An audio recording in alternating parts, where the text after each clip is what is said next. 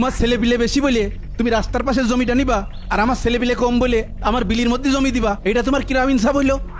বড় চাচা, আমার আব্বা সারাটা জীবন আপনাদের পরিবারের জন্য করতে আমাকে জন্য কিছু করতে পারিনি। এমনিতেই আমার আব্বা খুব অসুস্থ, হার্টে দুটো রিং পড়ানো রয়েছে। সামনের মাসে ইন্ডিয়ায় নিয়ে যেতে হবে, অনেকগুলো টাকা লাগবে। আমি ওই অত কথা বুঝতে পারছি না। রাস্তার পাশে জমিটা আমাকে হিসেব করে আমাকে বুঝিয়ে দেন। তুই যত কথাই কইস না কে, এখান থেকে 1 ইঞ্চি জায়গা তোর বাপের আমি দেবো না। তাতে তোর বাপের বুকের মধ্যে রিং পরাক আর ইঞ্জিন লাগাক, তাতে আমার কিছু যায় আসে না। এই চল। শোনেন, আপনি মরে গেলেই ওই 3.5 জায়গায় লাগবে না, এসে বেশি নিয়ে যেতে পারবেন না। নে এই যে জায়গার বড়াই করছেন না, এই যে আমার আব্বা জমি দিলেন না, আশা দেওয়ার দরকার নেই, জমি ছেড়ে দিলাম। কাল কিয়ামতের ময়দানে আল্লাহর কাছ থেকে জমি বুঝে নিবানে। আব্বা চলো, এর সাথে কোনো সম্পর্ক নেই, চলো। জমি জমা পড়েই থাকবো না শুধু আমরা, তাই ভাই ভাইটি জমি নিয়ে গ্যাঞ্জাম করা ঠিক না। ভিডিওটা যদি আপনার ভালো লাগে তাহলে একটু শেয়ার করে দিয়েন।